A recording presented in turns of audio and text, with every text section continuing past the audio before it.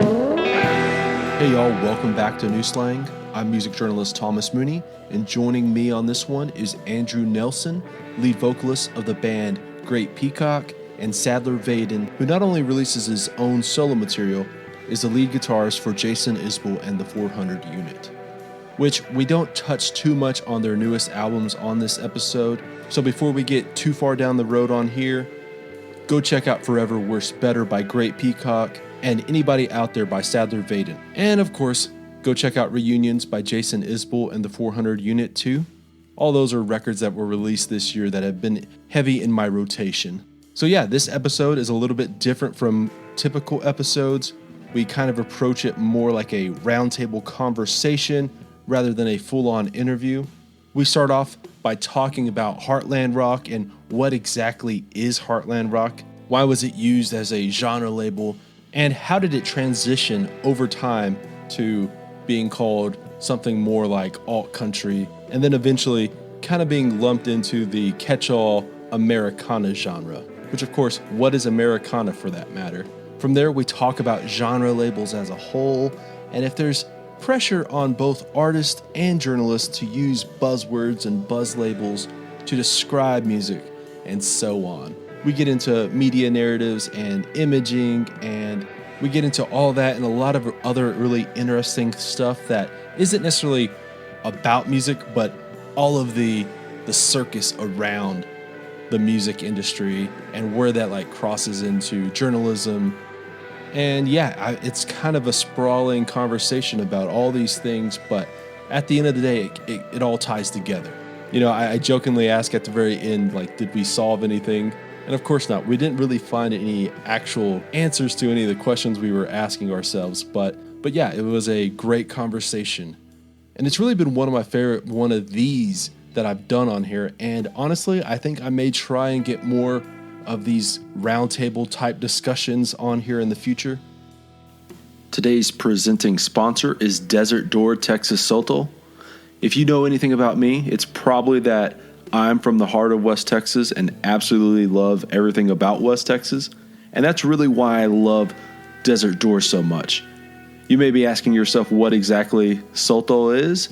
Well, it's a premium spirit that's similar to a tequila or a mezcal, but for my money, it's a little bit more refined and smooth. There's a sweetness and faint hints of vanilla and citrus. And it's also as versatile as your garden variety vodka. At its core, Desert Door is authentically West Texas. They go out and harvest Sotol plants from the wild and bring them back to their distillery over in Driftwood, Texas. So next time you're at your local liquor store, get a bottle of Desert Door. For more info, check this episode's show notes. Rolling in from the hills of eastern Tennessee is Hot Damn Coffee, a down-home company that roasts single-origin, high-quality coffees from around the world. I am proud to be working with the fine, hard-working folks over at Hot Damn Coffee. Their year-round roasts come from certified farms in Nicaragua, Ethiopia, and Tanzania. Hot Damn Coffee sent me over some samples the other day, and they've just been making each morning that much better. As a writer, there's nothing quite like taking a coffee break and having that anticipation of that first sip of a robust, fragrant, and strong but smooth cup of coffee. Somehow that first sip kind of just shakes all the frustration out of you. You come back energized and more focused on the task at hand. Check out the Hot Damn website at hotdamn.coffee. Note that that's at .coffee and not .com. There, you can find more info on the variety of different coffees they offer, who they are, and learn how to brew the best damn coffee. While there, head on over to the Hot Damn Coffee Club. Their subscription club gives you preferred pricing, first access to new roasts, and delivers coffee to your door every month. Now this is important. New Slang listeners can get 20% off their first month subscription by entering SLANG in all caps in the coupon code box during checkout. I'll of course throw all the info and links into the show notes, but again, that's hotdamn.coffee and SLANG in all caps for 20% off your order. Start your Hot Damn subscription today. If this is your first time listening to New Slang, hit that subscribe button wherever you're listening. We're on Spotify, iTunes, Google Podcasts, Stitcher, and so on. Speaking of follows and likes, we're on all the social media as well. All those links are in the show notes. And yeah, go check out the Patreon, check out our merch store, All those are also in the show notes. And yeah, let's get on to the conversation. Here is Sadler Vaden and Andrew Nelson. Let's just open the floor to a general question of what do you consider heartland rock, and what are like some of the, I guess, criteria, if you will. Andrew, you want to start? Okay. Man, let's start by saying I have no clue. When people say that term, I honestly I just picture like Mellencamp. I mean, it's like, I know Bruce is like the kind of like probably the Don like of that genre, but it's funny because he's so New York and New Jersey to me that like it's I don't know, man. I just picture like like it's, for me, when you say heartland rock, it means that I hear like a Telecaster going through like a Fender amp and like a just big G chord with like a Hammond B3 behind it, and it's like you're like it's kind of that's rock, but I can hear that the people making that like have family in the country or something. You know what I mean? That's about as good a definition as I got. Yeah, that's a good definition. I feel like it depends on if you're talking about if you're talking about heartland rock in terms of geographically or sonically. I think that they're kind of two different things. Like, and they can both live together. Like I'm with Andrew. Like, yeah, Mellencamp, Bruce Springsteen. Who else? I mean, Bob Seger. Oh yeah. I think a lot of people just see it as like up the middle, meaning up the middle America. That's like heartland. That's where, quote unquote, the heartland is. But I tend to think of it more in sonic terms, like Tom Petty and the Heartbreakers is heartland rock to me. I feel like the band I'm in is kind of heartland rock. But ultimately, it's really just, that's what rock and roll that's what... the genre of rock and roll, nobody was, when that stuff was coming out, it wasn't like, oh, this new heartland rock band. Like people have kind of that term has become more popular, I think, in the last probably 20 years, 25 years. And it used to just be, that's what rock and roll was, but I think it just depends on if you're looking at it from a geographical standpoint or a stylistic standpoint. Like Andrew said, like Fender Tele. I'm more Fender Tele through a Vox, but Fender Tele through a Fender. It's all, you know what I mean? It's like big jangly chords. As well. Yeah. Yeah. So it's like one guy's playing a Fender through a Fender and the other guy's playing a Fender through a Vox, or a Gretsch through a Vox or something. But yeah, I mean, it's I think things started to splinter off somewhere in the mid to late 90s when like alt country started becoming a term. That's where like heartland rock went to. And then I feel like 15 years ago the Americana genre kind of swallowed all of those terms up. So a band like mine or a band like Great Peacock or even my solo stuff would be just, people would just probably call that Americana because it's not rock enough for rock. And it's not country enough for country, and it's not completely folky, because there's electric guitars and all that stuff. So, but heartland rock to me is more of a style, and it's like that songs about the road, songs about leaving home, songs about, love and just like real people stories is kind of heartland rock to me. What I kind of wrote down here was a lot of like heartland rock is like adult conversations about American life. A lot of it is like, especially what Springsteen was talking about with something like The River or a lot of the Nebraska stuff is kind of like the American dream and like what that warped sense of the American dream is. Once you realize it's, the realities of American life, especially during the late 70s and 80s. And I find it interesting. You're talking about like is Heartland Rock something that we like retrofitted for all the bands? Like we went back and kind of went, well, this is different from the alt country stuff, so let's just come up with this term Heartland Rock after the fact.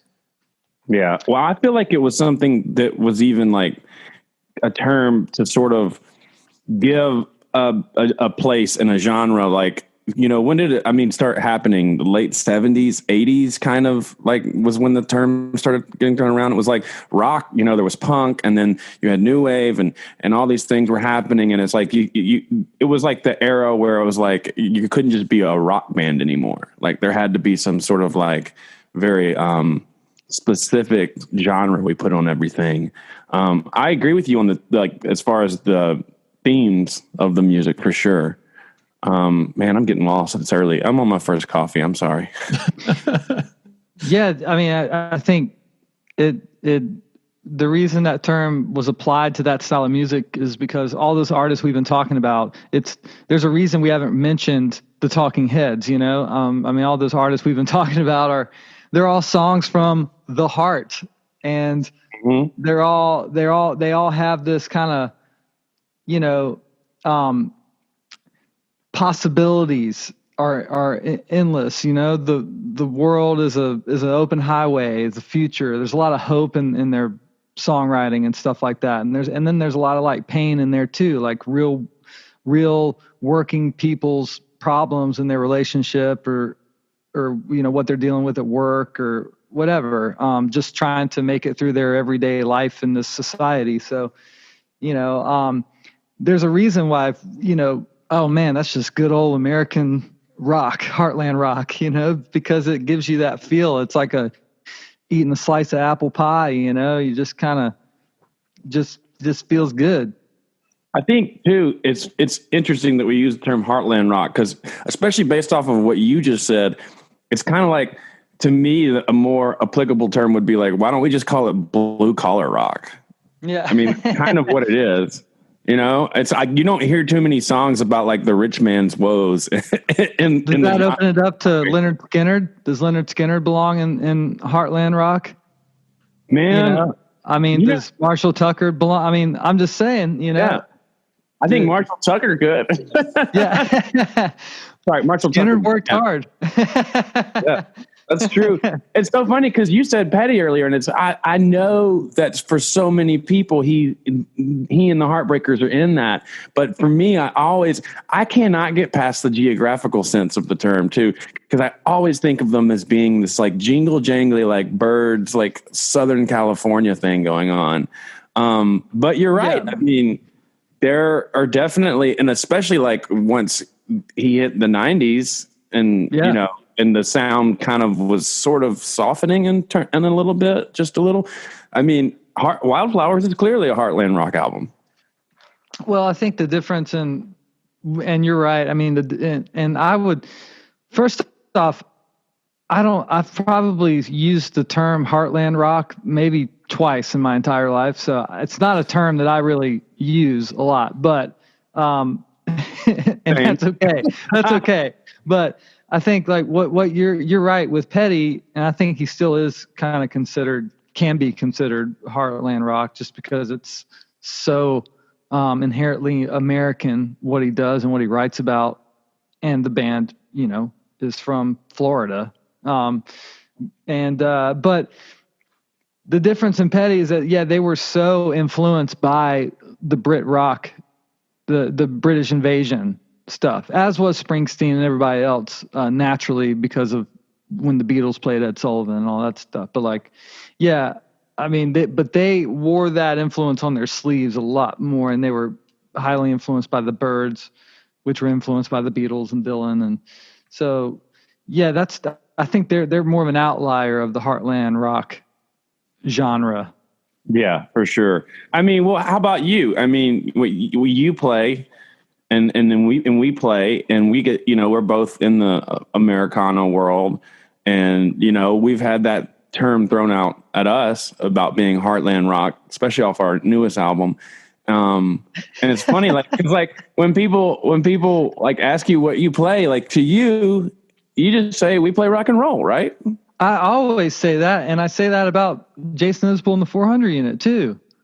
Because if we'd come out in the 70s, nobody would have called us anything other than rock and roll band. Because we have elements of all those things. Yeah, there's a little twang in the voice and all that kind of stuff. But I mean, the Stones purposefully put twang in their voices, to try to sound more twangy, and made, Dead Flowers and country songs and stuff like that. So but they were nobody was throwing it. It was always just, that's rock and roll, because rock and roll is all of those things. But I mean, I definitely have had that term, heartland rock. But see, I don't even think Americana considered me Americana. So I have no idea where I sit, because I'm I do feel like I sit in that rock and roll lane, very well, because I'm not rock enough for active rock or hard rock or whatever, but I'm too rock for Americana. You know what I mean? I'm too riffy for that, but I'm not folky enough for the coffee house playlist, but Heartland Rock to me just sounds like a Spotify playlist title.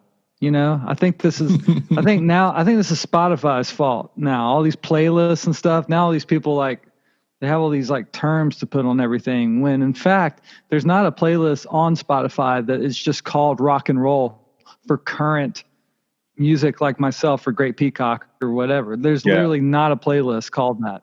And I think it's ridiculous.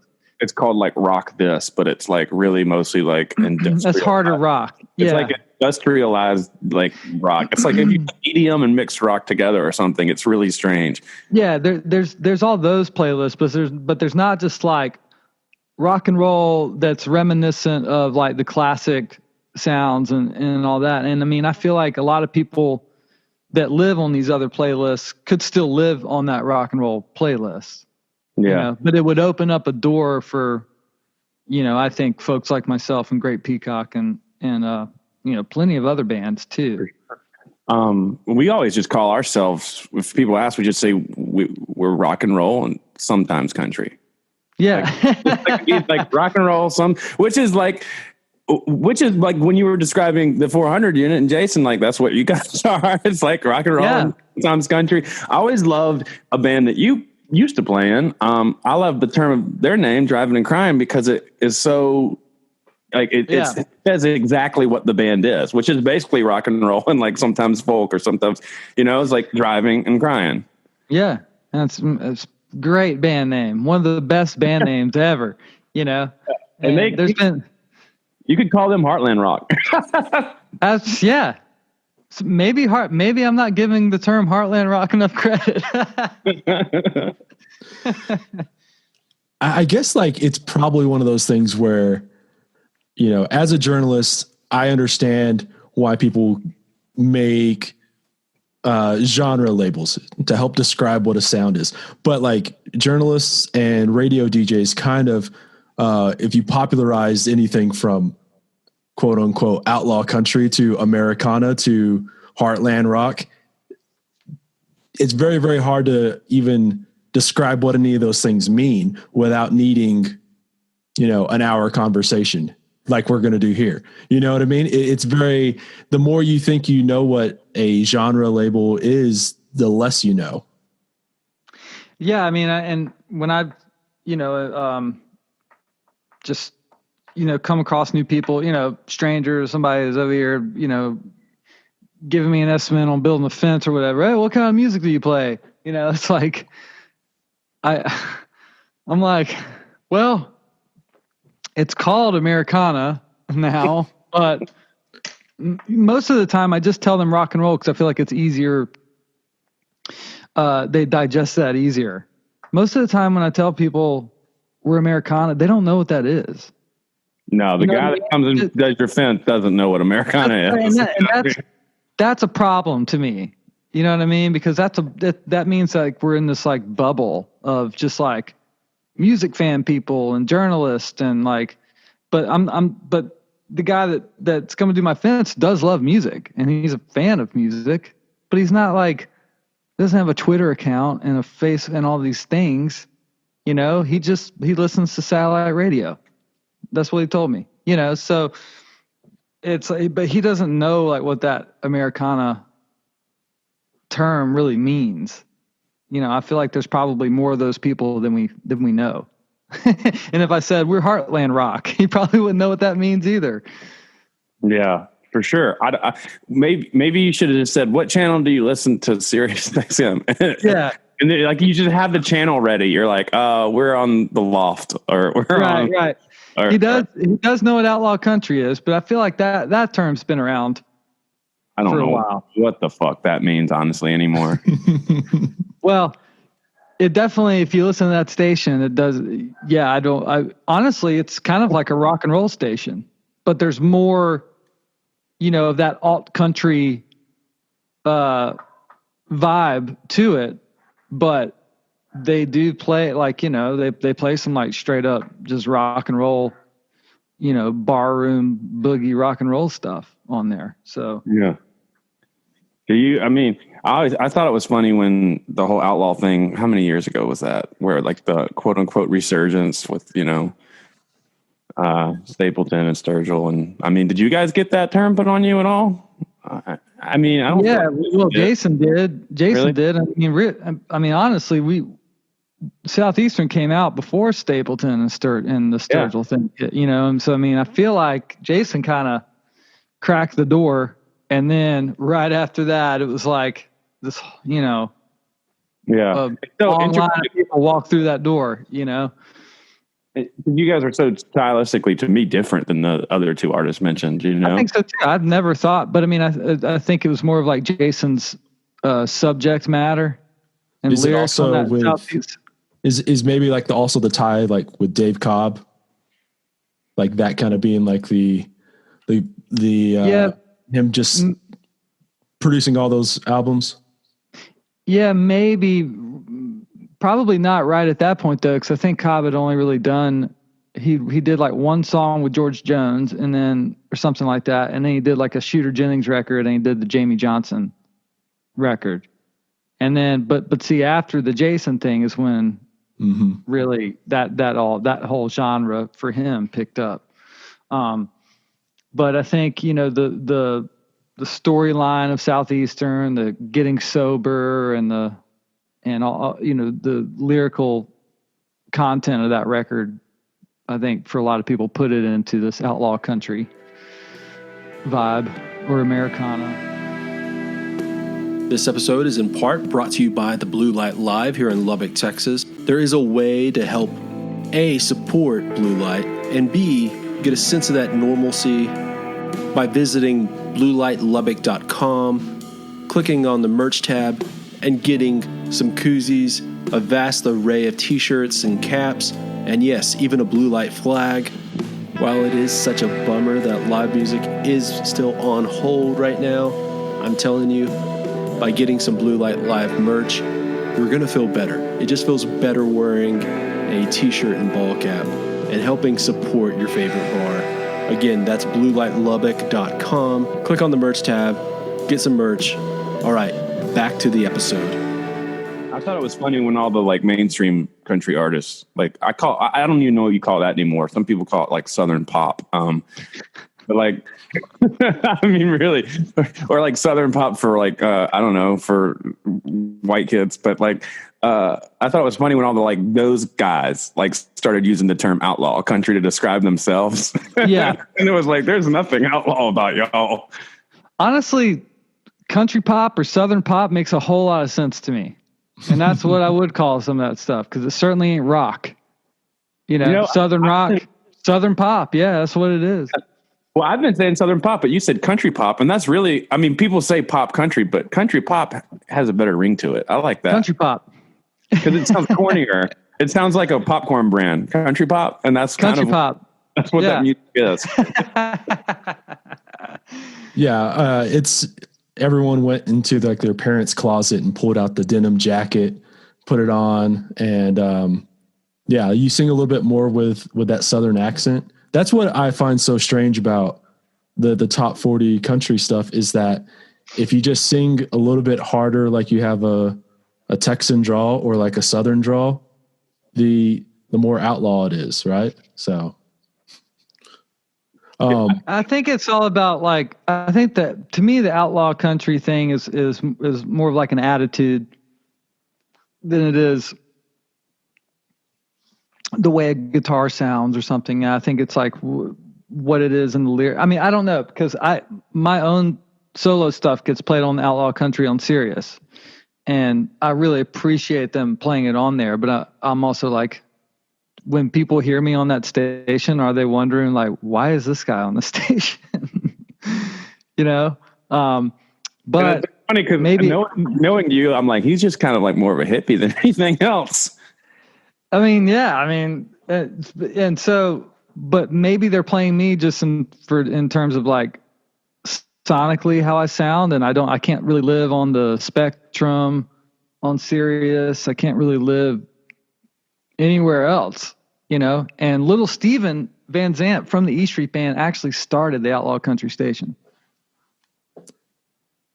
He started I mean, I guess I could live on Underground Garage, but he actually started the Outlaw Country station because I think he felt like artists like Jason and Dan Baird and, you know, folks like that, Old 97s and all that, you know, where they didn't have a place for that music. So I think that's where he started that station. So that's all I got on that subject.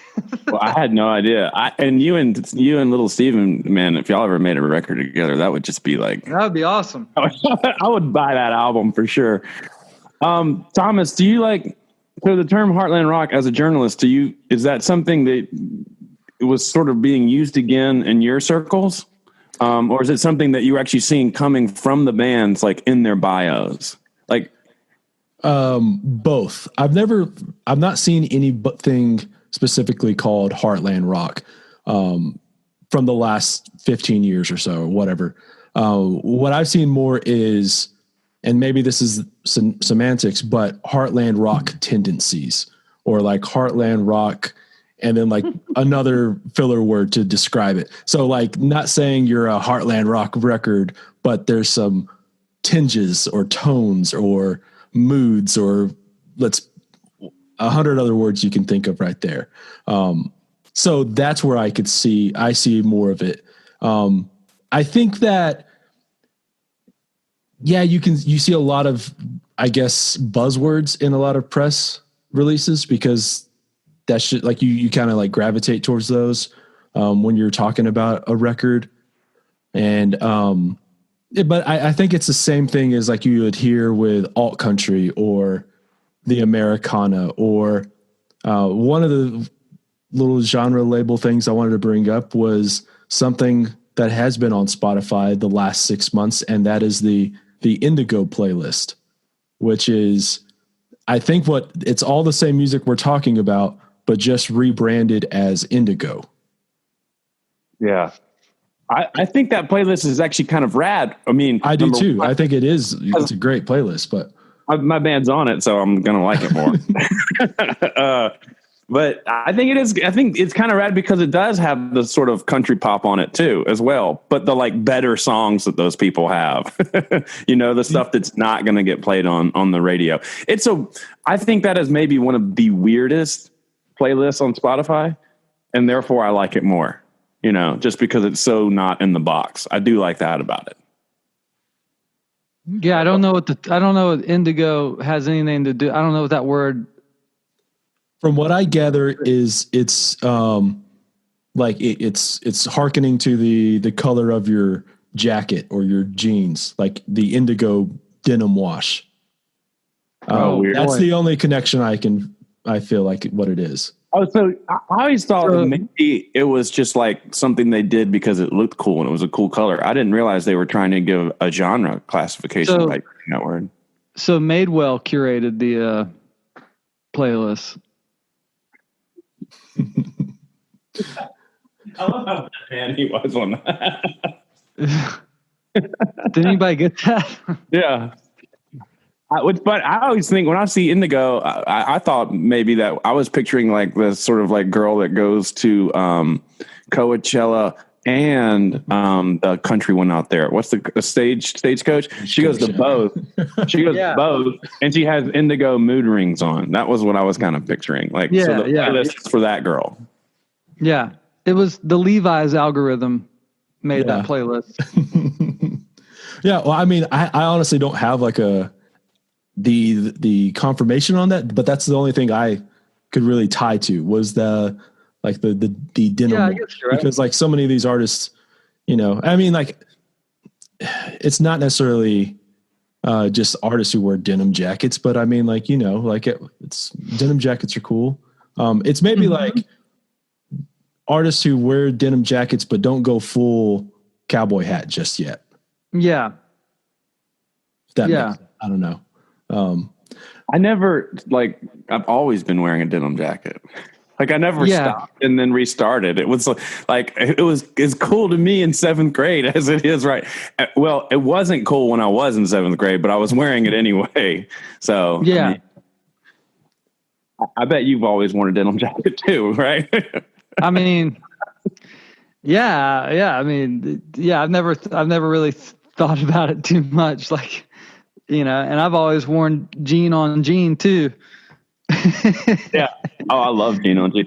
You know what I miss though? I miss the days. You remember when this is a conversation about culture and genres and music. I miss the days when you could tell what kind of music somebody listened to by how they dressed. Yeah. Like, you can't do that anymore. You know?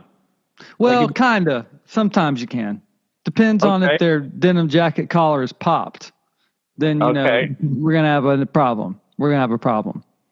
What if it's cold outside and their neck is cold? If it's cold outside and they're still wearing a denim jacket, then they have a bigger problem. I guess I've never worn a denim jacket because it was to keep me warm necessarily. It's always like, I could get away with wearing my jean jacket outside. Yeah. Like it's not too hot for this, you know? Oh yeah.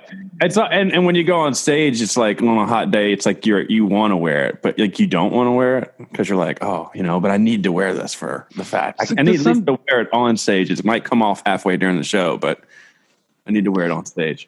And this isn't a problem, but sometimes you can tell, like, he either listens to, plays, or writes country pop or Christian pop country. You know what I mean? So sometimes you can kind of tell.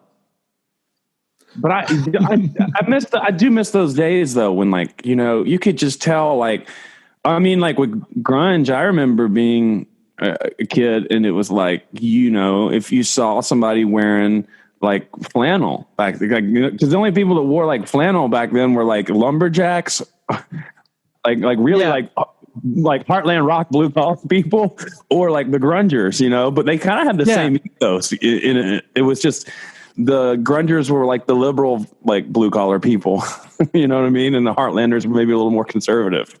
So if you didn't know me and I didn't know you, and, you know, we can see each other. I don't know if this final thing is going to have video or not, but it might just be audio. But what kind of music do I listen to? Oh man, from just right now, if I didn't know you? Just right now, Right now. Oh man.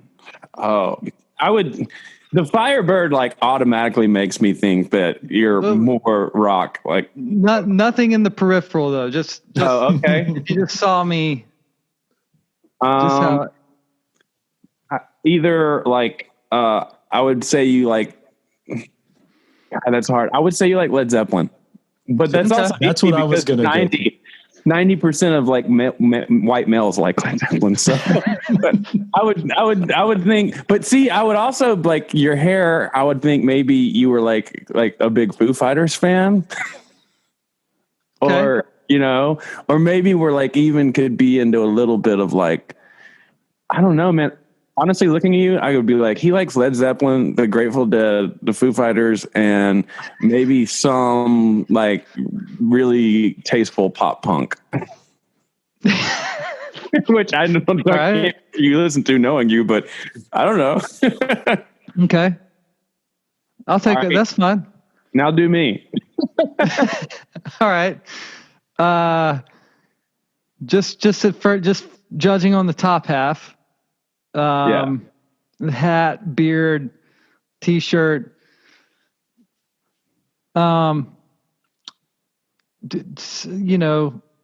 Dave Matthews Band. Yeah. Wilco. Yeah, Wilco. Widespread Panic.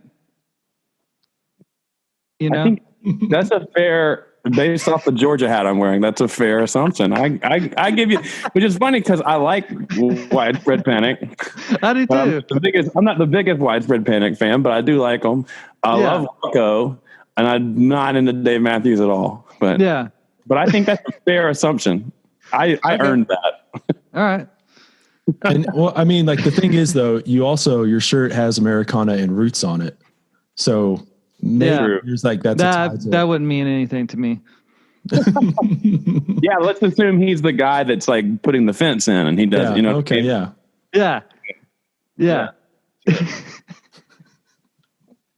Let's do Andrew. I meant you mean me? Yeah. I meant Thomas. Sorry. Yeah. No, it's well. Let's do Thomas. I think it's fairly. Oh, Wilco off the bat with the glasses. Yeah, Wilco.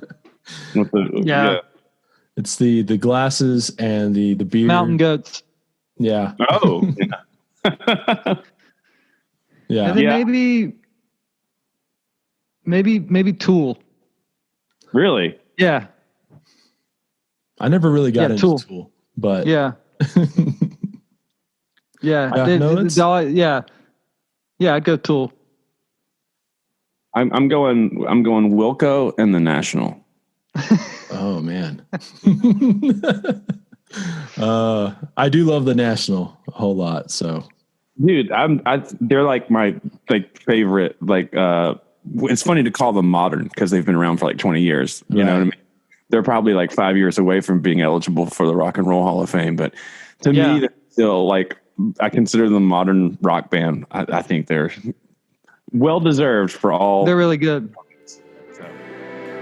I wanted to talk to y'all one more time about our new partners at Desert Door and offer up a handful of my favorite ways to drink it. Get you a Mexican Coca-Cola, have a couple of swigs, then pour yourself some Desert Door Oak aged in, toss in a lime wedge or two, or how about this? Pour some Desert Door into a mug, top off the glass with some ginger beer, squeeze in a lime, or for all you ranch water drinkers out there, get you a Topo Chico, take a couple of pulls off, and then pour in some Desert Door. Toss in a couple of lime wedges, and now you have a mighty tasty and refreshing ranch water. Remember, Sotol is as versatile as vodka and has a more refined, smooth, and a more complex palate than tequila. It's rich and balanced, and whatever your go-to drink is, it'll make it that much better. And again, it's inherently West Texas. It tastes like home. For more info on Desert Door, check our show notes. All right, that's it for Thomas Mooney's Cocktail Minute. Let's get back to the show. Anyway, all right. Thomas, is there a future for Heartland Rock? Or is it only in the rearview mirror? I actually have like a little part written down just about this because is the future tied to this specific artist who I don't necessarily think is full on Heartland Rock. And I don't know if you guys would agree with him being Heartland Rock or the band would be, but I think that like you saw this record pull a lot of the same themes of the 80s Heartland Rock. And then I think you saw a lot of bands influenced by this record, and you can hear it in a lot of music that's coming out now. And that is Lost in the Dream by The War on Drugs. Oh, 100%. Yeah. Is that where like the future stems from? One interesting thing about Heartland Rock though is like, to me, when you say it, like I picture the 80s. I don't know about you, Sadler, but I just picture the 80s. And for me in my head, it's like, I picture like the set of Red Dawn, you know what I mean? And those kids like listening to Springsteen, clearly post Born in the USA. And it's like rock and roll, but it has synthesizers on it. And that's kind of like, yeah, obviously where War on Drugs went. We put synths on our new album. We've never done that before. We have like very synth heavy sounds. And I have to openly admit, it probably came from like listening to War on Drugs so much. Like, even though I've already listened to Born in the USA, like my whole adult life, but yeah, I mean, and he got me back more into Springsteen, that era of Springsteen that I wasn't, I was probably more into, Thunder Road. And then, and he got me back into that big sound. And yeah. I mean, I've got synths on my record, but it's a different lens though. It's more, I'd say it's more like Joe Walsh record, synth, and more synth as a lead instrument rather than a pad, although I do have some pads on my record, but I definitely wanted to bring, like what happened to that kind of thing, like where, you'd hear like a Moog like synth that was like really like a part rather than it's just a big pad that's providing all this space and landscape behind the guitars, bass, and drums, because I think people, I don't know, maybe people are burned out on just like guitars, bass, and drums and piano and organ, you know what I mean? And especially if the songs are lacking, then you're going to have a record that's just, it's not going to do anything for you. The songs need to be really, really good, to pull that off. But I mean, Fleetwood Mac, are they Heartland rock? I mean, man, they're dangerously on the edge to me, honestly. Yeah. Kinda. Yeah, for sure. They're from California. Well, they're from England first. England. Yeah. For sure. Yeah, dude, there's so many people dangerously on, and I'm thankful for War on Drugs too. This is an interesting question, the whole Heartland rock thing and stuff. I think War on Drugs I think what War on Drugs did was they made it okay for bands like Great Peacock and the 400 Unit and other bands that are in that Americana genre. Let's just call it what it is. That's what the genre we're in. I think they made it okay for us to go, hey, yeah, you can add some synths to your music. Yeah. And we've seen, we have synth all over our newest record, Reunions. So I think you're seeing it a lot now, but I mean, let's see. Dude, the use of like the Mellotron that you guys do, what Derry does, I'm saying is right? Yeah. Mm-hmm. It is, like, that influenced us. We put a lot of Mellotron on our album, like from hearing it and like y'all's music. And it was, it was a huge, again, probably factor to people throwing the Heartland rock term on us, Yeah, totally. See, Heartland rock to me though, even like the 90s, man, a lot of Heartland rock, Gin Blossoms, Wallflowers, Counting Crows. Would you say that the first big Counting Crows record, the one that T-Bone did, like that's probably the most Heartlandish of Heartland rock? Is Omaha on that album, the first one? Because like that might be like the theme song for Heartland Rock, Omaha. I don't know, but I just produced a record for a guy named Michael Walk, who's from Illinois, and we Heartland rocked the fuck out of his record. but then again, once again, there's some real like groovy songs on it that have some synth and are really more like sparse, So I don't know. I found it kind of interesting. I think we got like a really cool record. But then there's a song straight up like it's called Pennies on the Dollar, and we just did like a Louisiana Rain treatment on it, and then there's a straight up rocker on there and a couple of big jangle rockers and stuff. So it's an interesting mix. But I mean, he's from Illinois, so much more Heartland than that. Yeah, exactly. But Yeah, I mean, I'd like to see some of these, like, I don't know, I feel like some of these Americana records, I'd like to see them. A lot of them do sound really good, but I'd like to see some of them start sounding better and maybe a little more present sounding. A lot of stuff sounds like just so ribbon mic and dull to me. And I really love, like, when you talk about T-Bone, like Counting Crows records, like those records made in that mid 90s pocket sound incredible. They sound so good, you know, because I don't think they were necessarily trying to make things sound quote unquote cool. They were just really, they were like all about the parts and everything sounding really good. Although they had a lot of budget, you know, major label, you know, you're working on a record for months, you know, you're talking, you know, a week to get a drum sound and stuff like that. But hey, sometimes that shit works out and it shows, you know. Yeah, man, there's like two things I want to say based off of what you just said. Like, first of all, the Americana thing, completely and utterly agree with you. And that's one thing that's like weird, even being a part of the genre, is that you don't feel like it necessarily describes your band when people say you're Americana. Cause like, I've always like, when people say that word in my head, I picture some guy just like on an acoustic guitar.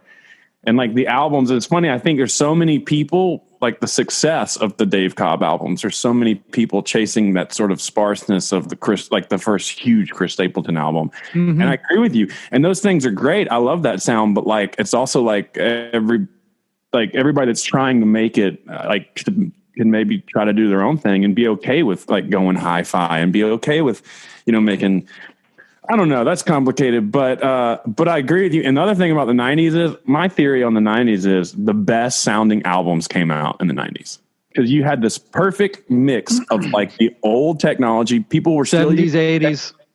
People went to like radar, but they still were using tape with the radar. So you have this huge hi-fi sound. Like, to me, like just all the albums from like the 90s, it's like the meshing of like where technology was going and the best parts of where it had already been. And I mean, like that Counting Crows album, like that is a stellar sounding, whether you like the songs or not. I mean, and like Sheryl Crow. That second Sheryl Crow, the self-titled Sheryl Crow album sounds amazing. It Heartland sounds Rock. So great. Yeah. I mean, but no, I'm right there with you. I'd have to agree. I think some of the best sounding records came out in the 90s because you're right. If you think about it, going through the 60s, 70s, 80s, and the advancements in the studio and everything kind of came to a head, I feel like. And then sort of the late 90s, everything started sounding kind of bad, and like a lot of bad music, a lot of bad successful music came out.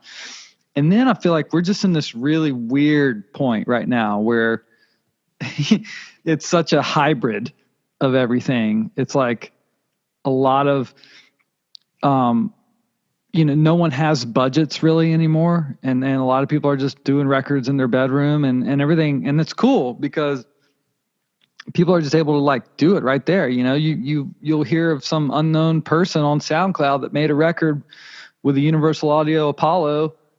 And it's like, holy shit, this is awesome. They did this in their bedroom on their laptop. You know what I mean? Does it sound, when you put it up next to something like the Counting Crows' first record, does it sound that good? No, it doesn't. You know, there's not enough like air in the track, and there's not enough space in the track. And I don't know if that comes down to sample rate and just like, you know, the AD conversion or how we're consuming the music. Yeah. You know, it's like it never touched anything analog. Plus, we're all adding distortion to all of our tracks to make them sound bigger, you know? Yeah. They weren't doing, if they were adding distortion back then, it was through the actual like compressor, you know what I mean? Yeah. Like they were maybe writing that too hard. And now we're all using digital distortion on our, you know, plugins and stuff to, you know, just to compete on like radio or streaming and make it just sound bigger, you know? Right. But what do you think about that, Thomas? Well, one comment I wanted to ask about on all that with the 90s thing. Now, obviously, I'm not a musician. I'm not in the studio or anything like that. How much of that plays into that the major format of the day was a CD. I've heard a lot of people talk about how like the CD was kind of like just the perfect way to have music because it's portable, but it's also like can be in your house. And it's that happy medium between, I guess, mixing for cassette or vinyl, but it's not as like compact and crunched as an MP3. Well, number one, you can put 80 minutes on it. And on vinyl, you can only put like 35 to 40, depending on how you wanted it to run the master. Mm-hmm. Yeah. That says a lot. And the industry probably went the wrong way by adding, 18 songs on albums when they had the CD, when maybe they should have just added the 10 best ones. I'm done after 9 or 10, man. I want to, I like a tight 9 or a tight 10. Dude, I'm with you. I'm definitely of the religion of don't bore us, get to the chorus. All filler. I mean, all killer, no filler. I think the new Stapleton record's like 13 or 14 songs. Like, I don't want to listen to that. I mean, there's very few artists I want to listen to that many songs, and it definitely won't be in a sitting. For sure. I mean, I'll listen to The Wall. But, if I'm going to listen to The Wall, like, I'm fucking listening to The Wall. Like, I'm making a drink. I'm burning incense. You know what I mean? Like, we're going to put it on. Everybody's going to turn their phone off. Shut the fuck up. We're listening to The Wall. Like, it's going to be that kind of situation. Yeah, that's an evening. Go in the dad mode. Yeah. Or Abbey Road or Who's Next. But even, hey, Who's Next is like 9 tunes. And that's got... A lot of Aerosmith records were 8 songs. Yeah, I mean, what's Dark Side? Like 6, 7? Yeah, they're pretty long songs. Yeah, but I like 8 or 9. But I think the record business, if that even exists anymore, it does. But the record business is like got to be at least 10. Because 10 songs, $10 kind of thing. It's the iTunes logic, but I'm like, I don't know. People want to buy, do you think people are really going to feel cheated if they pay $9 for 8 songs? Not if they're 8 great songs. I mean, yeah. I'd pay $10 for one amazing song, a song that I'm going to listen to for the rest of my life. I'll pay $10 for that. I like the way CDs sound too, man. They get such a bad rap. I don't know if we're answering your question completely, Thomas. I'm all about we veered off, but no, dude, I'm a big proponent of CDs. Like, I'll die on that hill, man. I think CDs are the best sounding format. And especially on a consumer level, people can't afford like $3,000 whatever you call it, those hi-fi. People aren't buying Macintosh like receivers, and I mean, and I've got my vinyl thing dialed in. I've got like the record weight, and I got the potentiometer and everything, and I've really I nerded out like 2 years ago. I was like, this isn't sounding as good as I know it can, and I know that this can sound better. So I got like the Great Needle and the record weight and the whole deal. And it really does sound better now. And I clean the records and all that stuff. But man, a CD, if it was mastered correctly, just sounds so good. When you put it in your car or your stereo and you give it a little volume. I wanted to talk to you all one more time about Hot Damn Coffee out of Eastern Tennessee. The morning comes at you hard, and there's only one thing that can charge you up for the day. That's coffee. Sure, you could fill up with whatever you can find on the bottom shelf at your local giant box store, but do you know what works better? Hot Damn Coffee. Why? Because they're single origin and high quality. They're a down-home company passionate about great cups of coffee, and of course, they love great music too, which is why we've partnered up here on New Slang. Go visit hotdamn.coffee and order yourself some robust, smooth, and high-quality coffee grounds and beans. Join their subscription club. As a New Slang listener, put slang in all caps in the coupon code box at checkout for 20% off your order. You'll be saving some cash, getting some of the finest coffee around, and helping support New Slang, the music podcast that you know and love. Again, that's hotdamn.coffee. All right, let's get back to the interview. Man. There's too many variables with vinyl. I mean, there's just too many places where it can go wrong. Temperature, dust, speed, power. I've never listened to a vinyl album that I thought sounded better. I know. I've always thought that it actually sounded kind of closer to bad, you know? Yeah. But like when I've heard what the mixing engineer does coming off the like speakers, and you're like, vinyl always sounds like a mile away from that. It always sounds lower fi to me. But anyway, Thomas, how far do we get off track? No, I think like this is the direction I was going in, where I was wanting it to go. Okay. So. Can I ask you a question? How important are these talking points and these genres, these descriptions for, like, say, myself or Sadler? Like, how important are those things from a journalist standpoint? Good question. When it comes to like covering us or what? Because I'm assuming you always want everything you write to be like noticed and read as much as we want everything we record to be listened to. So it's like, do you feel like those are things you have to do to, get your audience into it? Or I'm just curious because I'm not a music journalist, so I have no idea. Finally, a good question from Andrew.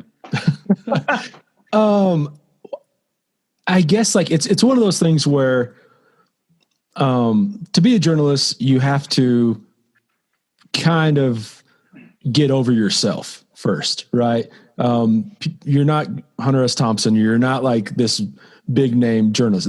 You're not going to be that. So I think like for me, I'm always thinking about how do I tell people about these bands that I like? What's the best way to do that? And so it is, I guess, that balance of trying to get it where you use these buzzwords, these descriptors that we can kind of agree on, even though at the same time it's hard to agree on what we've been talking about with the Americana, all that kind of stuff is. But you also want people to just read what you write. And if there was in the perfect world, I guess, is I would be able to write, 1,000 words in an album review or something like that, and it just be without the pressure of needing to use, I guess, like the genre labels, because you're just wanting more to. I would rather describe what the music is sounding like and feeling like, rather than substituting it for genre label. But I understand why you have to use some genre label stuff, because it's shorter and it's quicker to the point, and it can make people just understand it more. I know that's a rambling answer, but it's obviously complex. Ramble away for sure. Do you feel like Heartland Rock? I think if I saw Heartland Rock, like that would turn me away, unfortunately. Really? Now, yeah. Because I'd be like, Heartland Rock. I don't know. I'd rather if they called it rock and roll, I'd be like, okay, I'm gonna check this out.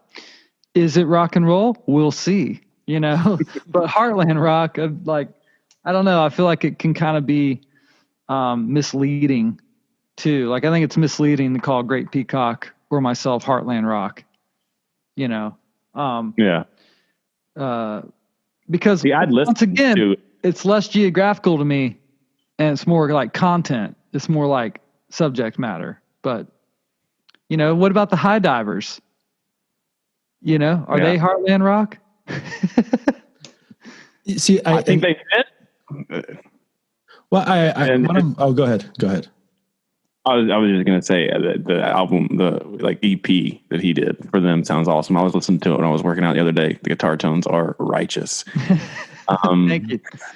But Shit, I was just gonna say too. Sorry to cut you off, but I would listen to that. Like I would give something a first listen. Like I would fall for the journalistic like tagline. Like it would get me in the door for one listen if I read that. Yeah, because if I read just rock and roll too, I would think it meant like some sort of like when people say that now, I think like I picture like some like hard trio like of like regurgitated blues rock, like power rock, pentatonic like riffs of like boom boom boom boom boom boom boom boom boom boom boom. Like that's what I hear.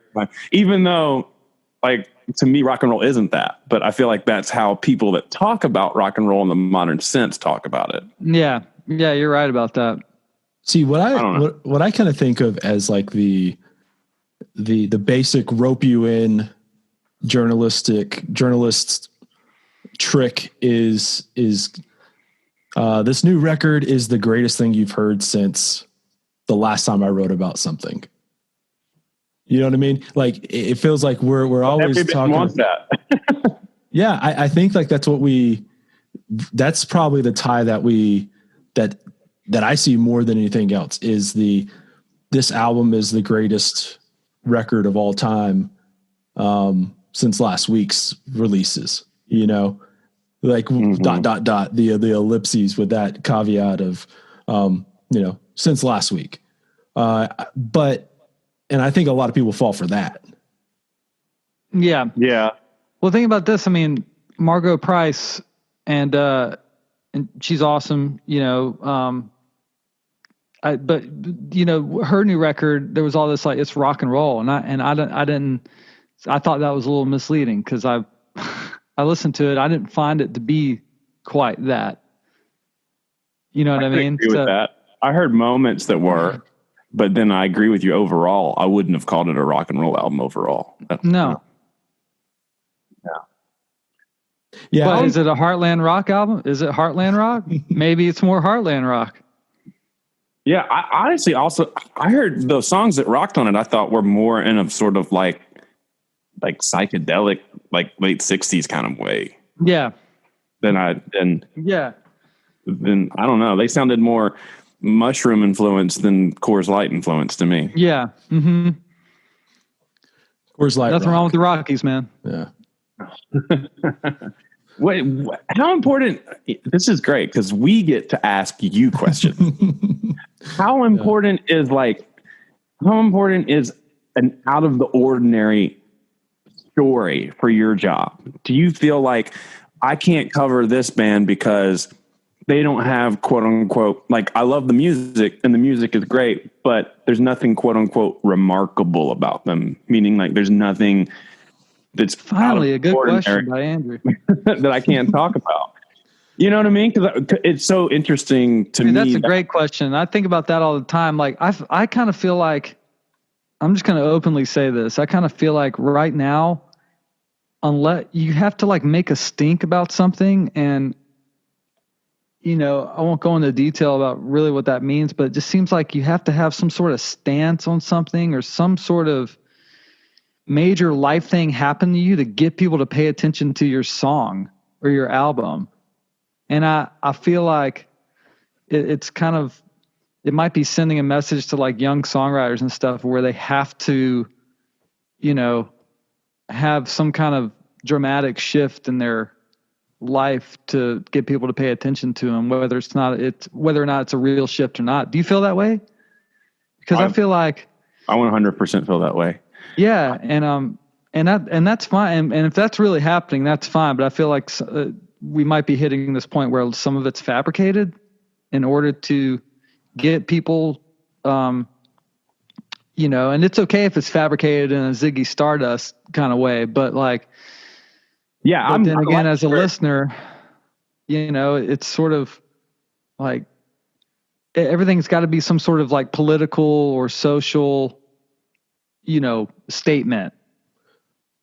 I think that seemingly. What you're really talking about is the narrative, right? Yeah. And that can be everything from the stuff that you're talking about right there, the political, the social, economical, or whatever, sobriety, I was in jail and I became out a songwriter. All those fit in these narratives. What I kind of relate it to is I'm a big basketball fan. I'm a big fan of the NBA. And so much of that about like who wins these awards in MVP, Rookie of the Year, all that stuff is like media narratives and how they fit versus like what's necessarily on the court, the stats of the court, right? And I think that is very relatable to, you can apply that with music very much with, is the narrative, do the songs live up to the narrative?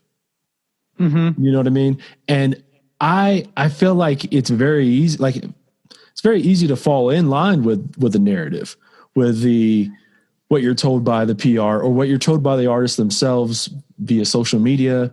But I don't know. At the end of the day, I always think that listening to this is going to sound crazy, but listen to the songs, and they will tell you if that person is good to cover, I guess. For me, at least, I know it's very easy to fall in line with the narrative and push that narrative because of reads and clicks and etc.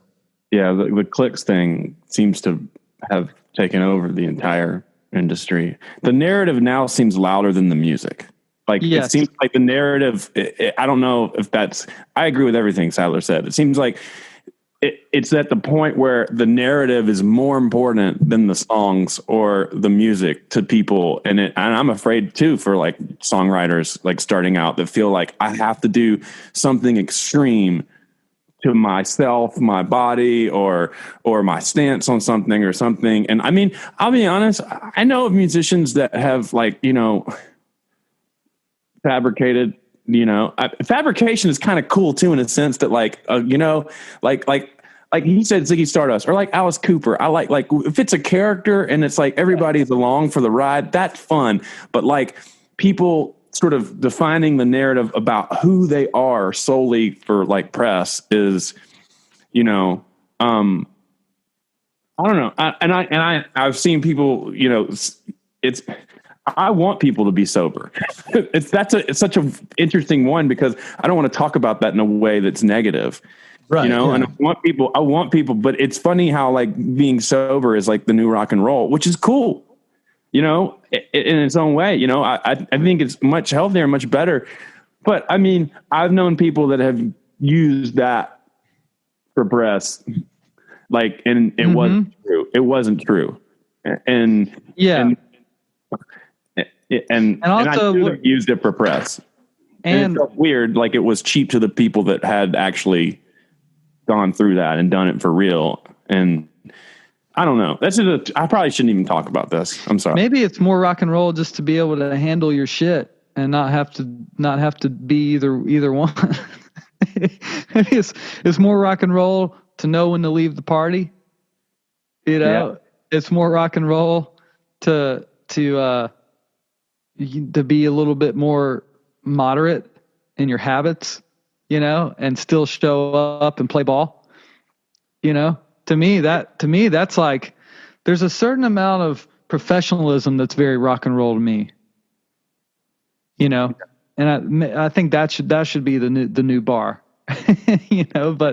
but so many people for so long thought like, oh, I've got to be drunk all the time, or it's not rock and roll if I'm not hanging out drinking all night or whatever, but yeah, that seems to have been a popular narrative. Guilty of that.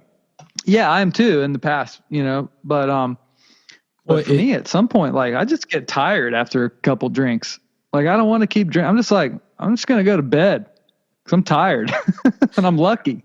My dad died of alcoholism. I mean, I'm certainly at high risk for that kind of thing, but I just don't enjoy it all that much, but I think like we've seen in the last 5 years or so, like the becoming sober thing is such a strong, and like you're saying, Andrew, I agree with that. And I think, oh man, good for them.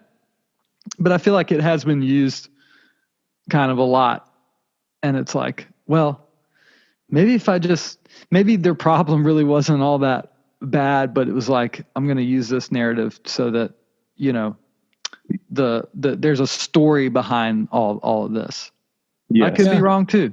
No offense. By the way, I'm happy. I wish my dad could have gotten sober. You know, I mean, I'm happy that if it's true, then people, I guess with all this to say, it has less to do with certain people's like, you know, becoming sober and more to do with, I just feel like that's a big part of like how music gets looked at and consumed now, or story gets consumed now, is like, you know, a band can't just put out a great record anymore. I feel like there has to be some sort of dramatic element to it, but I could be wrong. Yeah. I think it kind of like stems also from the, from like the sex, drugs, and rock and roll, the romanticism of that. Because if the story of you becoming sober means at one point you were hypothetically sex, drugs, and rock and roll, and you were in that world and that realm, and you had that street cred and all that's tied to that. What I find really, I don't know if this was ever true or anything, but I think like what you're kind of also talking about is, do you remember like the show VH1, like Behind the Music, and how like for all those like episodes, if I can't remember if they were 30 minutes long or an hour, but there had to be like that build up to like when they just couldn't handle it anymore. And then the fall off the cliff, and then they come back together, and I always heard, and this is the part where I don't know if this is true. I had always heard that like the band Kansas, they were working on one of those for the band Kansas, and then that they just never followed through because there was never that moment of where they all hated each other. And like, they were just, for lack of a better term, they were too boring of a band as individuals. Yeah. Yeah. Well, and we all love the drama too. I mean, we're talking, I mean, I don't want to sound like I'm just talking shit. And I just want to say, to the opposite of what I said, I also know people that like, you know, I have just as much disrespect for the people that are like fake chugging, you know, the Jack Daniels bottle to try to get pressed too, that really aren't living that life. I'm just like, there's this, we don't like disingenuous, but there's also, again, like he said, there's the pressure to have some sort of dramatic shift or some sort of dramatic story to tell. Like, and that is like as an entry for someone listening to music. That's really what this is all about. It's like, you know, I just don't think it's enough anymore for a journalist to be like, there's this new record by Great Peacock and all the songs are great. You should listen to it. To me, I'm probably more inclined to listen to that rather than it all wrapped up in this hard drinking, you know, been to jail one time for a DUI, you know, like smokes pot and all this stuff. I'm like, dude, I smoked pot. Pot was cool when I was 15. Okay. Everybody in the world smokes pot. I don't care that you smoke pot. You know? I mean, that to me is just like, what world? What? Like, I'm like almost 35 years old, and it's like, pot. Yeah, okay. That should never be a selling point, you know. I'm with you too. Like, if I feel like somebody's selling me a narrative of like identity or just off the wallness or anything like that, like, or just like, yeah, if it has to be something that's like that you're selling a narrative before you're selling the music to me, I'm not going to read those articles, and I'm not going to go check out that band, even though everyone else in the world might, you know? Yeah. Because me, I always like think like I smell like it smells fishy to me, and I'm like, bullshit, whether it's true or not, which I'm completely admitting, like maybe it's unfair of me to think that way, but maybe we think that way because we are in bands and we are, you know, we do play music. So maybe it's like, because we've seen how the sausage gets made, like we're a little more skeptical. Yeah. Lately, I just have found it just really heartbreaking to me that kind of the only way for people to hear about your stuff is through an app on your phone, you know, that you have to click on and see. Like, it's just, It's really it's weighed on me heavily lately. I mean, I just am like, what is all? And there's just so much noise. There's so much noise because it's no longer funneled anymore. It used to be like you had to go to the record store and get a magazine, or at least I remember when you had to go to like Books A Million and get your Guitar World and your Rolling Stone and your Mojo and your Q and listen to the radio and turn MTV on and look, those days are gone. They're gone. But lately it's just, I'm just kind of saddened by the way everything is going, where it's like, how does anyone know you got a song out unless you like, it's like, it's all funneled. It's not even funneled. It's all just, you have to go on your phone and click that blue bird, or the Instagram thing. And most people don't even care on Instagram. The most likes you'll get is it's just a picture of yourself usually. If you're posting a video, you're posting a clip of your song, it's like, I feel like people just kind of scroll right over that. And the industry looks at like Instagram numbers as like, the whole industry, like everybody looks at numbers of like followers and things or likes and stuff and like equates that to like their prediction of success. And it's like, I know people that have like, 500,000 Instagram followers that like sell no more than like 20 tickets when they go play somewhere. You know what I mean? Because they're good at taking pictures or doing videos. Right. But it doesn't really amount to hard tickets. Yeah. It doesn't really amount to hard tickets and stuff like that. But yeah, it's just it's strange. And we're all, we've all had to put the brakes on, we're all anchored right now. We can't go tour. And if you do play a show, it's, it's definitely a certain type of show, you have to play, and it's probably got to be kind of close to home and there's only so many tickets sold and all that kind of stuff. So, it's just strange. And I mean, and I'm also like, I also just want to know what people want out of us, like what do you want out of us? Because a record ain't enough anymore. I would love to have like 4 or 5 just people from different backgrounds that maybe like you found 4 or 5 people off the street that were like said they liked Americana. Like they knew what it was. They had their own personal idea of what it was. And you got them together and you asked them these questions. Well, what is it? And what do you like? And what draws you to new music? And what keeps you on board with the music you love? And like, what do you want? Like, that would be fantastic, but we don't get that ever. You know what I mean? I think the ultimate answer to that is really with any music, people just want to see themselves in the music. For sure. Or see another version of themselves or pretend to be another version of themselves in the music. That's ultimately what people want. That's why I love The Who so much. And because those words mean something. I see myself, I feel those words, especially right now. You look at like a song like Won't Get Fooled Again. Like I feel those words. Like they'll be fighting in the streets, children at our feet. Right now. Morals that they worship will be gone. Like, pick up my guitar and play just like yesterday. Get on my knees and pray. We don't get fooled again. I mean, fuck, that's how I feel right now. And that's why Tom Petty's music's always spoken to me, because I feel that. I feel those words. Ultimately, with any success that comes towards a musician's way, it's really, that's what it boils down to, with all of that to say, I'm rambling on, but I think, no, I hear you. There's a universality. If there's like a universality in the lyrics that like, if it's genuine and has universal meaning, and then you have music behind it that gives the lyrics justice. You know what I mean? That like gives it a place to like a context. For sure. We all want to see ourselves in the song, and at some point, it's not up to us as the creator. It's not up to us.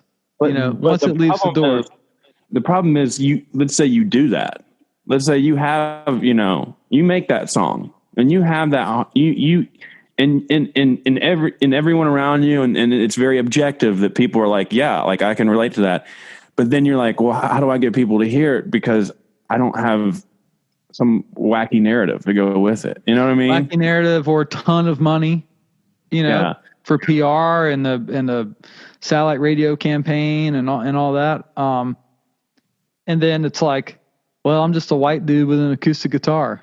Like, you better have a narrative, because how many guys like that exist, So, but I think, we do feel that way, a little bit.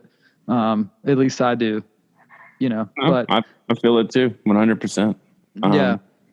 And that's not, and anyone that's going to listen to this, like, also know the character of both of us, that we're not saying that people that, don't fit the same, identity or mold as us, we're not saying we don't want them to have success as well. Like, I love that there's so many women rocking right now. I love that there's so many like non-white people getting, attention and stuff like that, for sure. I mean, absolutely. I'm 100% for that. Yeah. It's a touchy subject, so I have to be careful about what I say, because I don't want to be misunderstood at all. Right. Yeah. Yeah. It's, I guess, like, right now is so weird because, to backtrack a little bit, to go back to like what do people want to listen to? What do they want?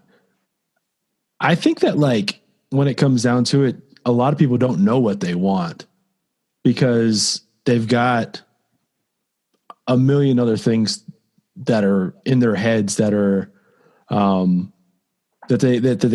they keep them up at night. It's going to drop their kids off at school every day. It's working like a 40-hour week. It's what's going to be for supper. What I need to go do this. I need to go do that. While people like me, I think like us in general, we have a lot more time to think about music. What is music? Why? And I guess, like, what I'm getting to is, like, a lot of times I think that these people, like, a lot of, like, the average person, the average consumer, it's easy for them to just like fall in line with what's on top 40 radio, because it's easy. It's an easy access point. And there's a million people, though. There's an example of this every time you play a show, of that one person who walks up to you and goes, oh, I started listening to you guys because I heard you on whatever, The Walking Dead, or, it's always some strange access point like that. Or I heard a Sturgill song from this off of Fallon. And from there I was able to go through and I found out this entire world, this underbelly of music that I didn't know existed. Those access points, I don't know what they are necessarily, other than just happenstance and just random ways. But I don't know. I'm rambling now, but no, it's like none of us really know what the fuck is going on. I mean, it's even like, okay, like the internet itself has changed in terms of how people consume information. Like, dude, 6 years ago, if we had a song that was like, Rolling Stone was like, this is a song you should check out, like, we would see ticket sales go up. Mm-hmm. Now, does nothing. Has no effect whatsoever. Yeah, it's like what used to move the needle, as they say, doesn't really, anymore. I mean, like, I haven't landed on one editorial Spotify playlist ever. Not once. And that's with, that's shocking. It is. Yeah. It kind of sucks. Yeah. Cause it's like, what, like, what? not that I don't. No, you deserve it. You deserve it. That does not make sense to me. Yeah. Let me just clarify. I don't think of myself like I deserve this. I'm just saying, I put in my mind a really strong record out this year. that had, you know, a song that actually got picked up by radio and regular rotation for a minute. It had really, you know, favorable like press, you know, by like Rolling Stone and No Depression and all these things and videos and just pushing it, playing and all the things, and nothing, you know, even came out on 30 Tigers and all that stuff, and just nothing. And then the guy came out and said, oh, well, you know, artists need to put more music out more frequently. Okay. Well, guess what? Like 5 months after my record, I put a brand new single out, you know, and that I wrote over the summer. And once again, Guitar World covered it, American Songwriter. There was a live video, the whole thing. Nothing. No Spotify anything, you know. And then also not a lot of other artists saying anything about it either, you know. So it's tough. I mean, I'm not whining about it. I just mean I haven't figured out that part of it yet, you know. And you know, and a lot of people that like my music do buy my music, which is a plus. Like they buy the vinyl, like they want the vinyl and they want the CD and maybe a poster or something like that. So that's a plus to me. But streaming is the future. You know, that's not going away. It's only going to be how people consume music on a grand scale, on a larger scale, you know? Yeah, no, but you know, here's the thing. We're on like 4 or 5 of them, of those playlists, and we don't see those. We have people come to our shows because they're like, we heard you on Spotify, but the numbers are so minuscule that it's like, right. That it's I mean, I have this weird theory, like going back to what Thomas said. I'm sorry. I said, yeah, this is good because I'm hearing it from someone who's gotten added to all those playlists. And I have a theory on kind of relating to what Thomas said, that people don't know what they want. I really think, I think you see a lot of like ticket sales and things like that. It's like half the people there aren't even there because the artist. It's because it's the hype. Right. The hype is greater than the actual like music for a lot of people. I actually just wonder if like music in general just isn't valued the same way it was 10, 20 years ago. You know what I mean? And the other thing about Americana, and I think this is a huge disconnect, is that like when you mentioned War on Drugs earlier, and then we're talking about Americana, and it's like that War on Drugs is like fits into sort of what we're talking about, but they're in a totally different like KEXP kind of world. And we're talking about like, you know, we're talking about non-com, which KEXP is non-com, right? But you know what I'm saying? There's like the Pitchfork world, and then there's like the Rolling Stone country world. And really there's a lot of music that is both. Mm-hmm. But there's just like this huge divide. And if there was this sort of like, if there was a culture or something that brought those together, that brought those back, it really feels like, you know, like rock and roll goes like one direction. And then there's that sort of like indie side. And then there's the Americana side, and they're really not that different, but yet people culturally identify with them differently. And it's really like they're more the same than they are different. And I think that's kind of hurting the whole rock and roll as a whole. I want to know like how many fans of music, just like concert goers and things like that. I just really want to know what they're seeing. You know, are they really on Twitter and they're seeing, or is that really like, 'cause I feel like a lot of the times it's really just like for other artists to have like these bragging rights and things like that and to share it and all that. But it's like, you know, how are people like hearing about this music? Is it streaming services? You know, is it those playlists? Like, I'm really just at this point, I'm just so curious, you know, as to how, like, 'cause I know how I hear about music, and it is from Twitter, you know, it is from, you know, Consequence of Sound, Fader, Up Rocks. You know what I mean? It's from them posting about somebody's new record coming out and, you know, pressing. But I'm like, but how many just like, everyday like folks that we would be if we didn't play music, are they finding out about music that way, the same way? I don't know. What do you think, Thomas? I always go back to like the average person again stops listening to new music right out of college.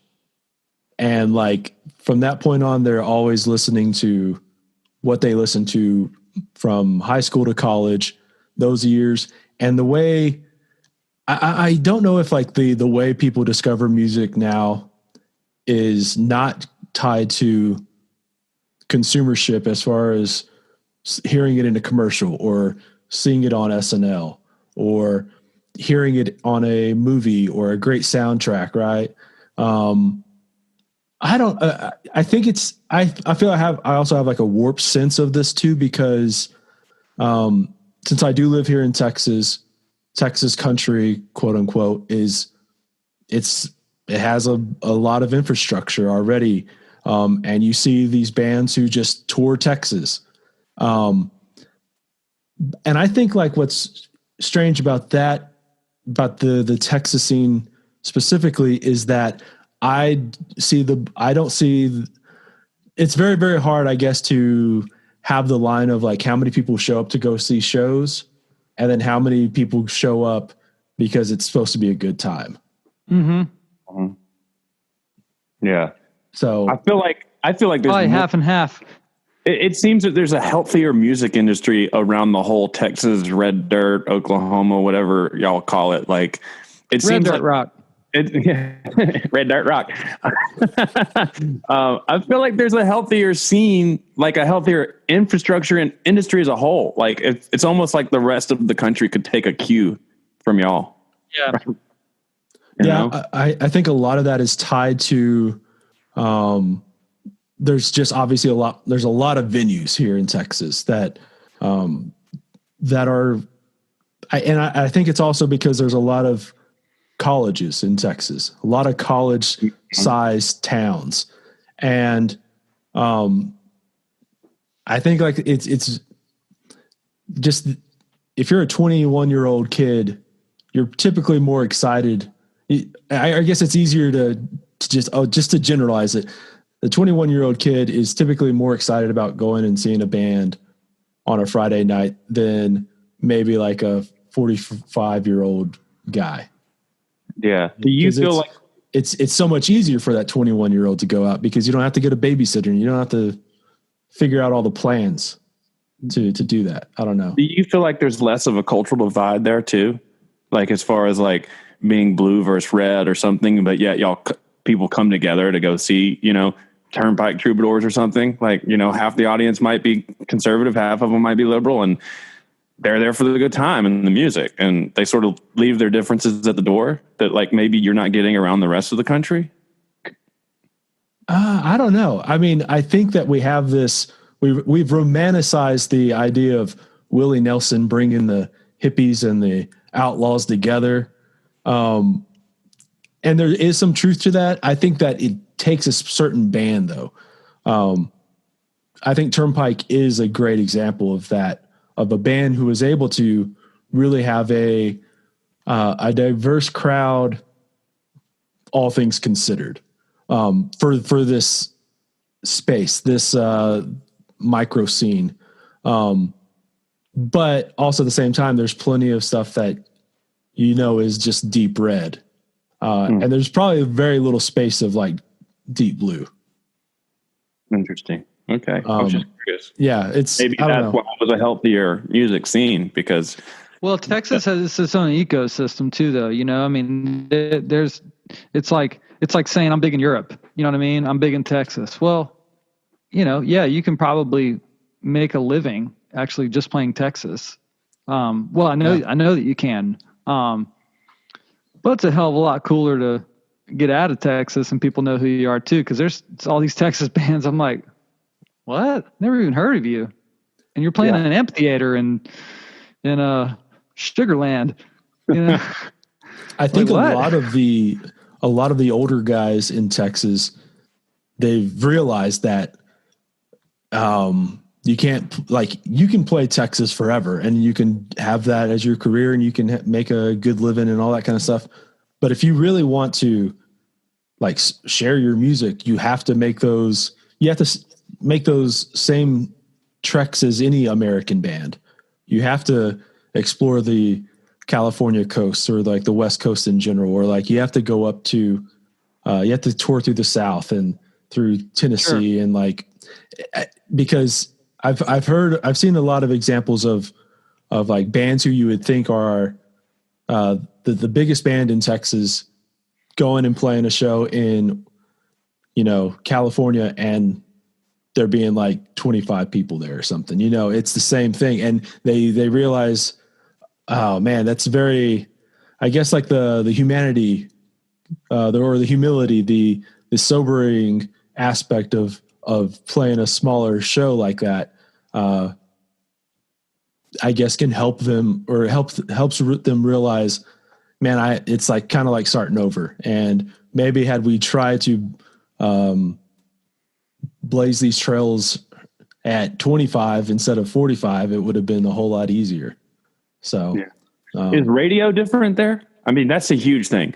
Cause this is a soapbox, and I know we're kind of pushing our time limit here, so I don't want to keep, going too far, but like, radio is a huge factor. It's just like the corporate, commodity that is like,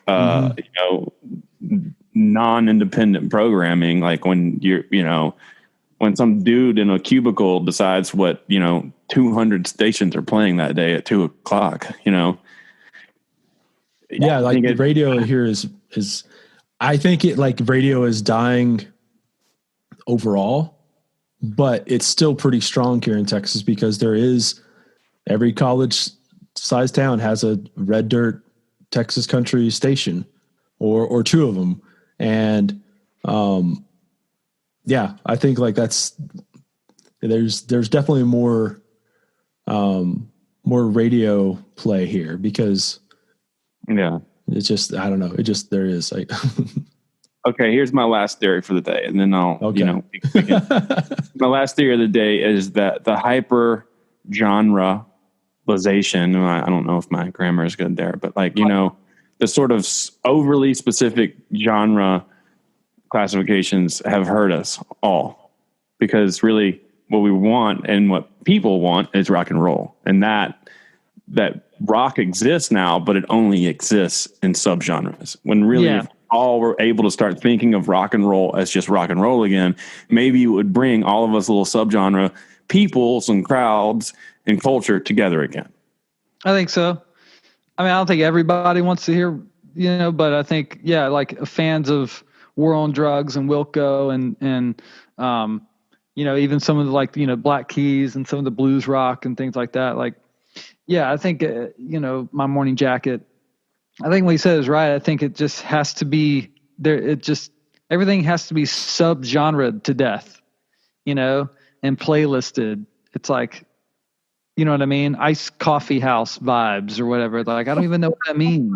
Dude, the fucking mood playlist on Spotify, I'm like, you've got to be fucking kidding me. Like Monday night dinner sushi playlist, It's like, fuck you. It's annoying. Yeah. Post-lunch nap. Yeah. Oh. But morning poop. Those playlists have the most followers. Yeah. I guess it shows you how dumb people are. Yeah, your morning dump playlist. Your cigarette after sex playlist. Yeah, but no, I think we can all agree on that. There's a lot more music that really just is rock and roll that has had to have a title like Heartland Rock or Mood Rock or Americana Rock. It's had to get like subgenre so people know what it is. I think ultimately it's just like, I just want to know more of like how people are just like finding music and how they're consuming it and what they're happy with and what they're not happy with in terms of how they're getting it and how they're consuming it. Yeah. I think even as a music consumer, I feel like I'm being duped. I think the average person feels like they're being duped a little bit, like they're being overly sold. Yeah, You know? and well, back to Heartland Rock. I mean, maybe that's how people are consuming music. Maybe they are consuming it by these playlist names or by these like subgenre names. And that might be very true. And people, if it says rock and roll, that might actually, like you said, it might turn people away, unless it is subgenre. Yeah. But maybe it's all to our own detriment because it's pushing us all away from each other, or pulling us all away from each other. Like it's, the whole social media thing too. Like your ultra specific genre is also like your echo chamber on, Facebook. So right. now we just even more divided. Well, yeah, and the algorithm's going to divide us even more because if that's what it's picking up on, then it's only going to show you or show other people that like that subject matter. Yeah. And I hear that's why rock and roll is still big in Europe because radio there is diverse. It's not hyper focal, hyper can't think right now, hyper focused, on one, subgenre. It's just here's a cool R&B song and here we're going to go to a rock and roll song and here's a folk song and maybe it's just maybe they have a better mindset. I think that's why I love the Spectrum on Sirius XM is because they play all that stuff. It's to me, it's like the perfect radio station. They'll play like an old Stone song and then they'll follow it up right with like the Lumineers or the newest thing from Leon Bridges and then the War on Drugs. And then they'll play, it's all the stuff that is like current that, the subgenres kind of go away. Yeah. I mean, it's called the Spectrum. So, they're going from the more rocky stuff to the more folky stuff. And then in between with the synth stuff and playing the New Killers, and all that, which I think was a really strong record, actually, that New Killers album. Oh, dude, back to the synth, 100%. Yeah, yeah. I mean, 100%. But yeah, I think, we're, Heartland Rock, man, it'll never die. It's always going to be living right up the middle, I love it. Sam's Town by the Killers is like 2010 Heartland Rock. Yeah. I remember that when everybody was using that tagline. Yeah. There you go. Hey, the Killers are a good band. No, I love it. They're really good band. I do like that new record too. Yeah, and Brandon Flowers, his voice is stronger than ever, man. I mean, I've seen the live stuff, he's nailing it. Nailing those notes, man, confidently. Love it. Yeah. I guess I only have one last question, and I wrote this down because I saw it earlier. Sadler, why did you have to dunk on that guy on Twitter so savagely this morning? What? What did I do? I think it was maybe last night when you, the guy was like, it's Jason Isbell, only the greatest songwriter of, and you're like, yeah, I'm in the band. Yeah. I haven't read this. I haven't been on Twitter. We actually had a show last night, so I missed it. Damn. I don't know. I mean, well, gosh, I hope, I didn't see it as savage, but I guess maybe, I don't know, maybe it was. To me, Twitter is, and it's a skill that I've been refining. I mean, honestly, Twitter is a skill. Some people are very bad at it, but I think some people are really good at it. And I think, the guy I play for is really good at Twitter and handling himself. I think I've gotten better at it. It's a skill that I've been refining through the years, which is ridiculous. But I think sometimes the reason I replied with what I said, yeah, I know, I'm in his band, is, well, for one, it just shows you how sort of folks, they're just not even aware. They don't even know. They just don't know, it's once again, people caring about the band isn't really a big thing anymore. You know what I mean? It's kind of it's very artist centric and it's all about that. So there's that side of it. But the reason I replied to him the way I did, which there is no tone or anything on Twitter, but is because sometimes you have to, I did that because I knew that it would have an effect. And I knew that people would laugh at that. And you know what I mean? So sometimes Yeah. you have to reply a certain way on Twitter to be a part of the bigger thing, which is the joke of this guy not knowing that I'm in Jason's band. And I'm also, and then the comment before when Jason was saying, I hate when people say, I've never heard of you, because that's not true. You're hearing of me right now. And I replied with, I'm just now hearing of you, which is, my reply was, this is the proper way to reply to that.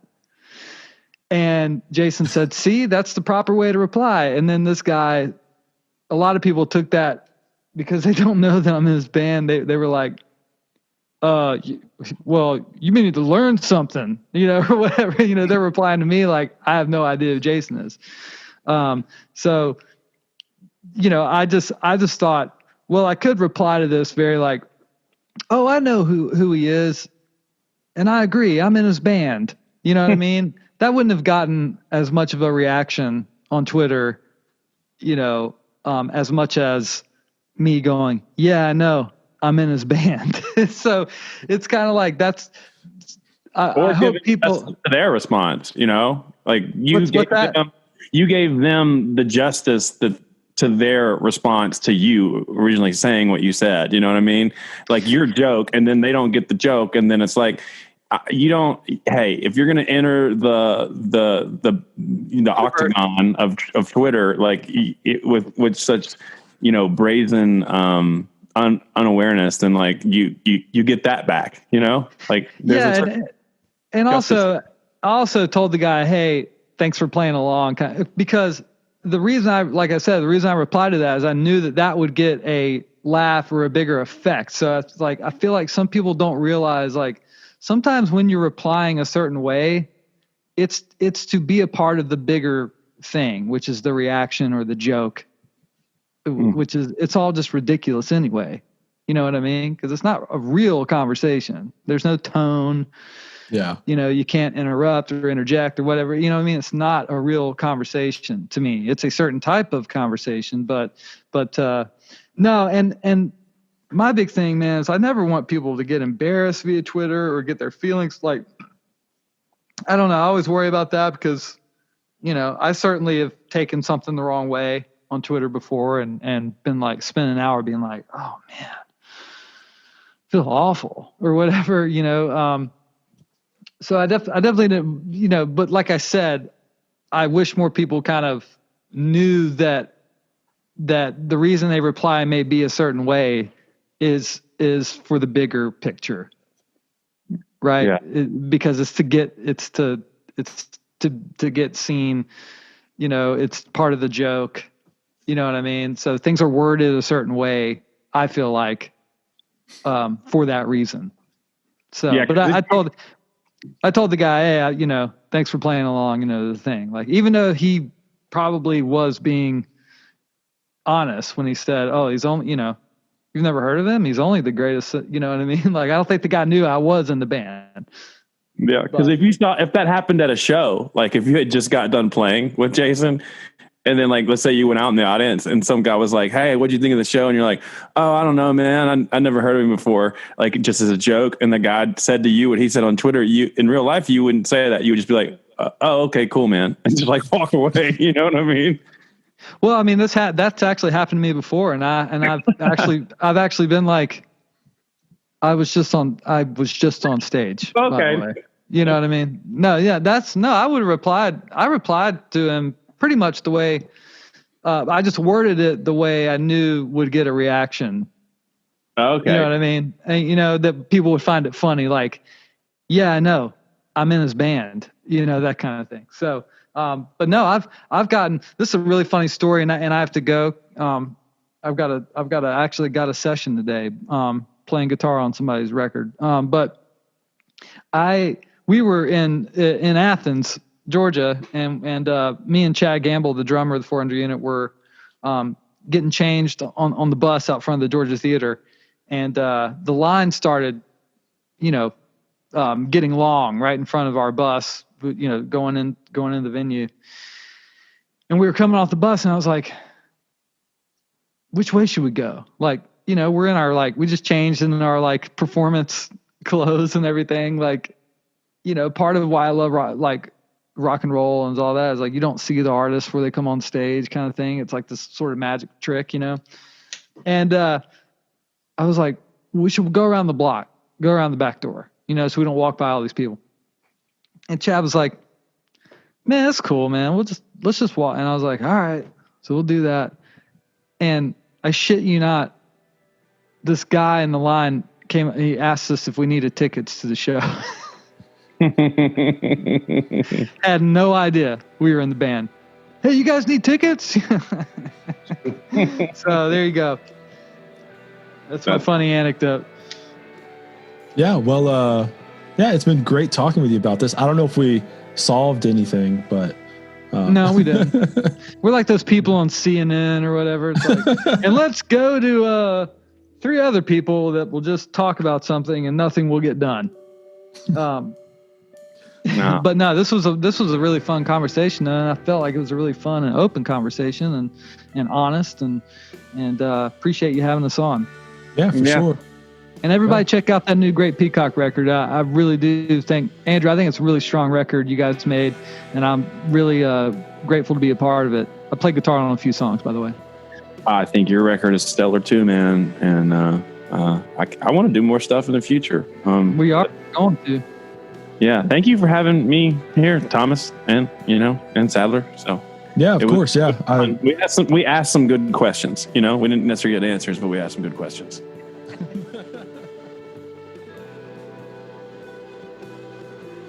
All right, that is it for this one. Be sure to check out Forever, Worse, Better by Great Peacock. Anybody Out There by Sadler Vaden. Go check out our presenting partners over at Desert Door, Hot Damn Coffee, and the Blue Light Live. And yeah, this episode is clearly over, but go join us for more conversation on what Heartland Rock is and whatever else we talked about on this episode over on Twitter. All right, I'll see y'all later this week for another episode.